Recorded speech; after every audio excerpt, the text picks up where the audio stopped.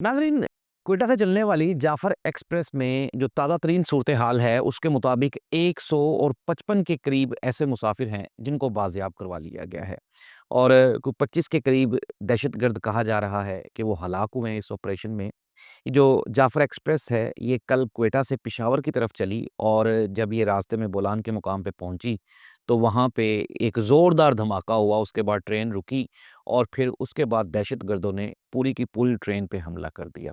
और इसमें ये 155 वो मुसाफिर हैं जो अब तक बाजियाब हो चुके हैं। अभी भी एक बड़ी तादाद है मुसाफिरों की जो कि दहशतगर्दों के कब्ज़े में है और कहा जा रहा है कि ये जो दहशतगर्द हैं, इनके साथ कुछ खुदकश हमला आवर लोग भी हैं जिन्होंने खुदकश जैकेट्स पहनी हुई हैं और वो मुसाफिरों के साथ मौजूद हैं। अब तक की ताज़ा तरीन इत्तलात के मुताबिक 200 से ज़ायद, ये वो ख़बर है जो अभी तक किसी ने ब्रेक नहीं की, 200 से ज़ायद ताबूत वो क्वेटा रेलवे स्टेशन पर पहुंचा दिए गए हैं। ख़बरें बड़ी ख़तरनाक हैं। अल्लाह सुब्हानहू व तआला अपने प्यारे हबीब के सदक़े पाकिस्तान पे रहम फरमाए।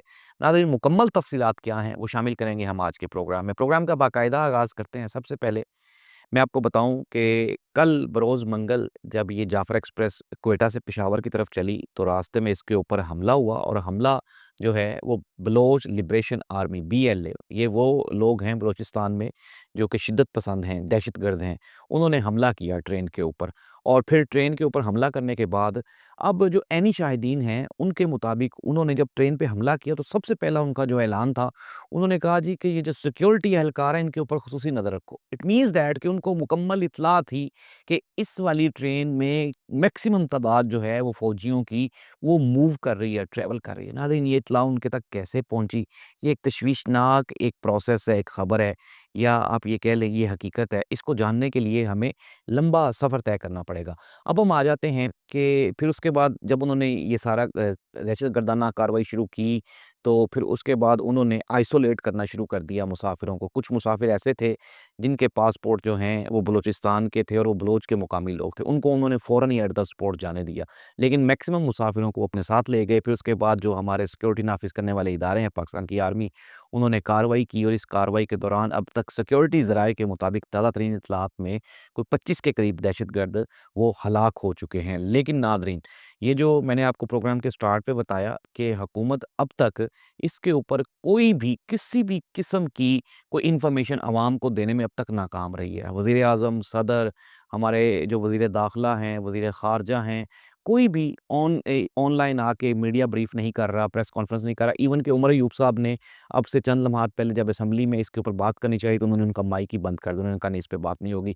अब ये है तो एक हसास नौइयत का एक केस है, एक इंसिडेंट है, लेकिन इसके ऊपर कौम को एतमाद में तो लेना चाहिए। लेकिन नाज़रीन, अब तक कोई भी बंदा सीरियस नहीं है।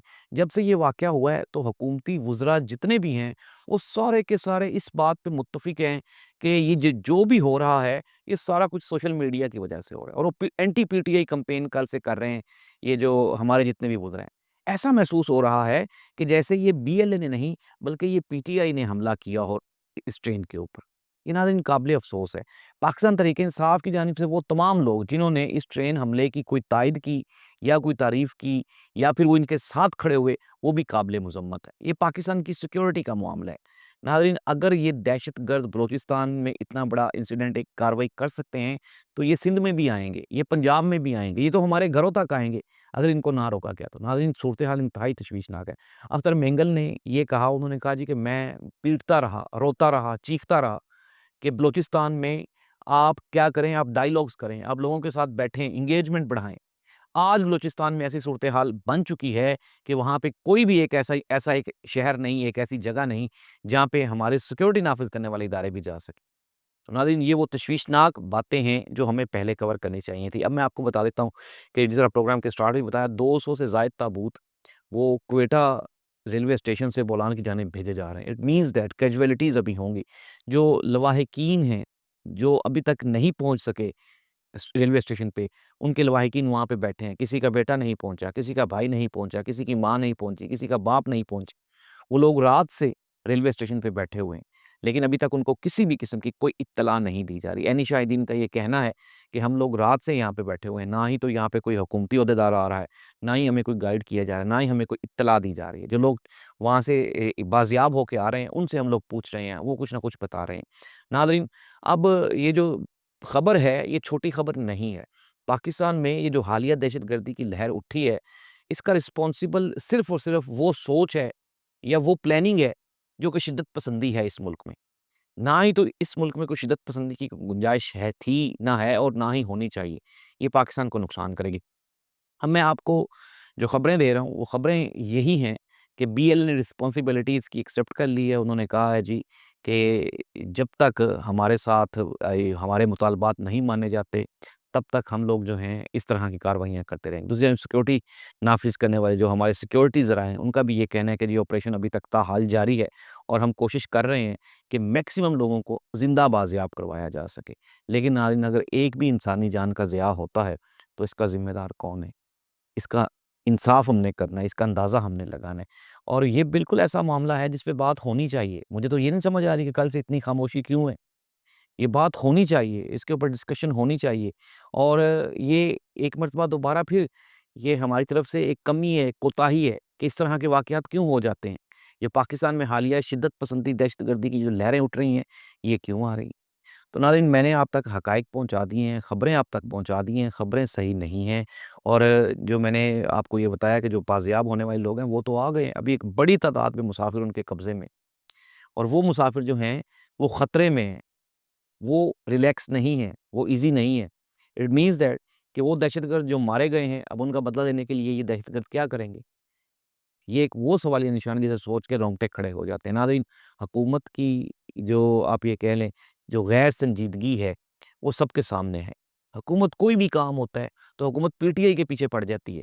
حکومتی وزراء مشرا وہ پی ٹی آئی کے پیچھے پڑ جاتے ہیں کہ یہ کیا کر رہے ہیں، یہ کیا کہہ رہے ہیں، اور کل سے یہی کہا جا رہا ہے یار سوشل میڈیا پہ جو بھی کمپین ہو رہی ہے آپ اپنا آپریشن کریں، اپنا کام کریں اور لوگوں کو بازیاب کروائیں، اور لوگوں کو بازیاب کروانے کے بعد ان کو ان کے گھروں تک پہنچائیں۔ ہونا تو یہی چاہیے تھا۔